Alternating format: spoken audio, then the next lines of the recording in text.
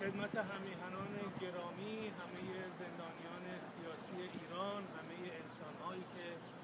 برای آزادی، عدالت و انسانیت تلاش می‌کنند،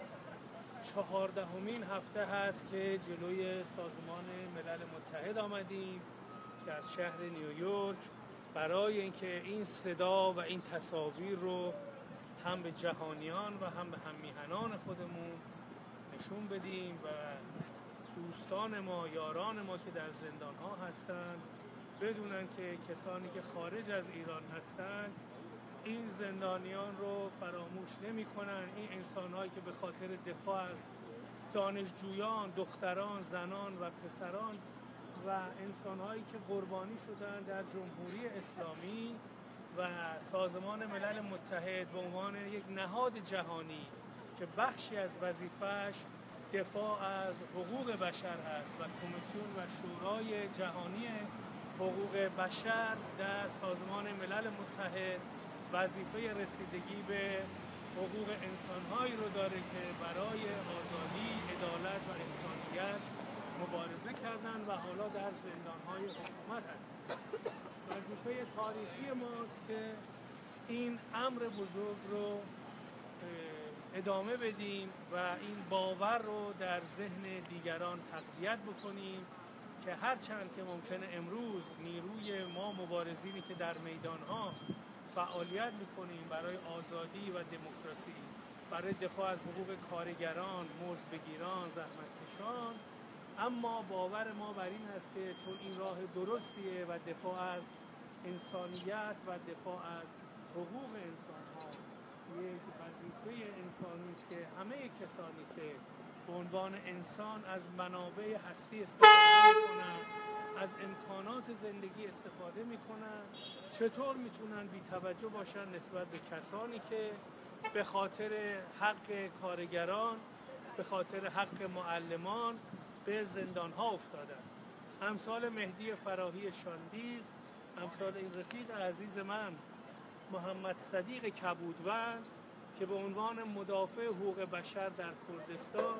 مشهور هستش و ایشون 10 سال است که در زندان‌های جمهوری اسلامی فقط به خاطر اینکه از حقوق زنان و دختران کردستان دفاع کرده. همچنین دیگر کارگرانی مثل مهدی فراهی شاندیز، اسماعیل عبدی به عنوان یک معلم و دیگر مزدبگیرانی که طی این سالها این سختی و ستم رو دارن تحمل میکنن. عکس‌هایی که اینجا میبینیم از امیر گلی، سعید شیرزاد، این نازنینی که الان به زندان زاهدان بردن، خانم افسانه بایزیدی و همچنین خالد هردانی که الان 18 سال و 5 ماه هست در زندان‌ها به سر میبره و به چه جرمی؟ و جرم او تنها این بوده است که به خاطر بیکاری، به خاطر سختی مجبور میشه و اتفاق خانواده‌اش یک اعتراض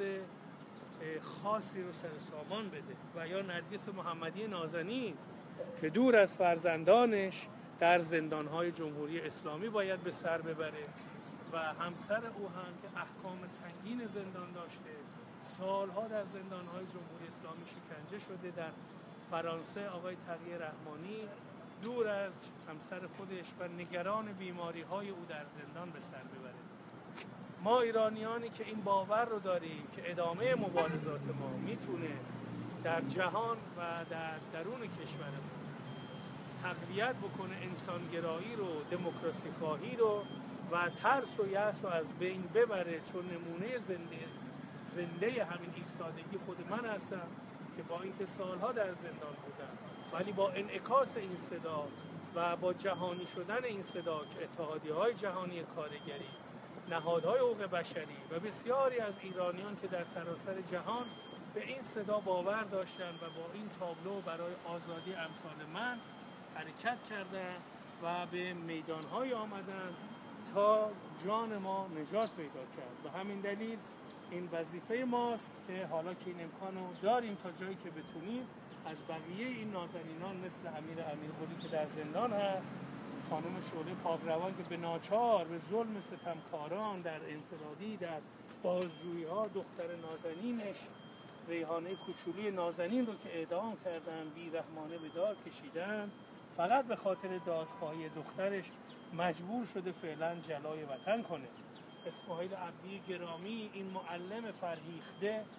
که به عنوان دبیر کانون صنفی معلمان هنوز از درون زندان فریاد دادخواهی داره و حمایت از خواسته های برحق معلمان و اینکه بایستی صندوق ذخیره فرهنگیان در اختیار خود فرهنگیانی باشه که از حقوق اونها ماهیانه کم میکنه. خانم فریبای کمال آبادی و دیگر زنان و مردان بهایی ایرانی که فقط به جرم درس دادن در اینترنت به هم اندیشان خودشون که اونها رو محروم کردن از درس و دانشگاه، سالهاست در زندان هست نازنین و میبینیم که از درون زندان هم اینقدر این آدم ها اثرگذار هستن که حکومت میترسه حتی اونها رو مرخصی بده. همچنین شهرام پورمنصوری، جوان 17 ساله‌ای که الان 18 سال در زندان هست، اعتصاب غذا کرده بود و خیلی وضعیت دشواری داشت، با کمک و به درخواست همبندیانش در زندان رجای شهر دست از اعتصاب غذا برداشت و این نوجوان 17 ساله الان 35 سالش شده و توی زندان هست. هیچ جای دنیا بچه 17 ساله رو به هیچ جرمی 18 سال در زندان نگه نمی‌دارد. همچنین که باز آرش صادقی نازنین که الان به بند 350 مثل اسماعیل عبدی بردن تا صدای آرش صادقی رو خفه کنن و اعتصاب غذایی که جهانی شد و در توییتر به مقام اول رسید در یک دورانی رو به فراموشی بسپارن. اما ما هر جا و هر هفته یاد از او خواهیم کرد و نمیگذاریم صدای آرش صادقی، گلرخ ایرایی و دیگر زندانیان ما در ایران خاموش شه. همچنین یاران ما در کردستان، در ارومیه، در شهرهای مختلف که آنقدر زیاد هستن مثل زانیار مرادی، لقمان مرادی، نصوح و بقیه یاران که هنوز در زندان‌ها و برخی زیر حکم اعدام هستند و جانباختگانی که در راه آزادی در زندان‌ها مختلف مثل کارگر انسانگرا، سندیکالیست راننده‌های بیابانی افشین اوسانلو جان خودش رو در زندان‌ها دست میده به خاطر دفاع از حقوق کارگران و داشتن یک سندیکا و امکانات اولیه زندگی. همچنین یاران دیگری که در داخل ایران با حکم‌های سنگین زندان و به شکل شاید بگیم مقاومت برای بازنگشتن به زندان با حمایت نهادهای جهانی و دوستان اطرافشون دارن این مبارزه رو مثل جعفر عظیمزاده، پروین محمدی ادامه میدن. بعد نیست همیهنان ما بدونن جعفر عظیمزاده در رابطه با مسائل دفاع از حقوق کارگران 17 سال حکم زندان داره. همچنین نازنین هاجر پیری، این دختر شجاع از کردستان که بیش از 8 سال و نیم در زندان‌های مختلف هست، فقط به جرم اینکه اندیشه خودش رو بیان کرده و به او اتهام زدن که با احزاب همکاری میکنی و الان هم در زندان تبریز به شکل تبعید بعد از 8 سال و نیم 9 ماه او رو بردن. همچنین جوانان شجاعی که نامه نوشتن و شخص خامنه‌ای رو مسئول دانستن در رابطه با وضعیت وحشتناکی که در کشور ما هست، مثل شیما بابایی و شهیدان راه آزادی مثل شهید عزیز ما آقای شهرام فرجزاده تارانی از خانواده محترم تارانی که همه خانواده درگیر مبارزه برای دفاع از حقوق انسان هستند و زیر چرخهای ماشین نیروی انتظامی در تهران در جریان جنبش سبز این جوان دلاور کشته شد و یکی از جانباختگانی است که در تاریخ نامش فراموش نخواهد شد. علی محمد منصوری، کارگر بتونکار که الان نزدیک 10 سال از در زندان است و جرم علی محمد این بوده است که از زندانیان و خانواده‌های زندانی مختلفی که دفاع از حقوق انسانی خودشون می‌کردن دفاع کنند. در هر حال ما این قهرمانان رو فراموش نمی‌کنیم. همچنین یاران کمپین معیشت که با شعار سهم منکو که مخففش میشه سمک و ما رو به یاد سمک عیار میاندازه که در برابر حاکمان خلیفه بغداد مبارزه کردند و تونستن خلیفه بغداد رو شکست بدن و تا قلب بغداد تاختن. امیدواریم یک روزی ما مردم ایران بتونیم این خلیفه دوران رو که در ایران این چنین ستم بر مردم میکنه از اریکه قدرت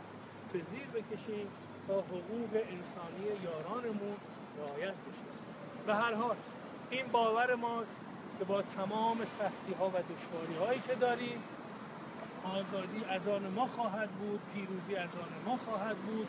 و کسانی که باور دارند یک روزی در کشور ما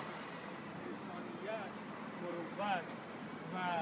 حقوق بشر پیروز خواهد شد، این راه دشوار رو ادامه خواهند داد. با امید به این پیروزی و با درود به همه زندانیان سیاسی این گفتگو رو تا هفته آینده خاتمه میدیم و با باور به پیروزی مردم و کارگران ایران مشت پیروزی خودمون رو چون همیشه برمی‌افرازیم.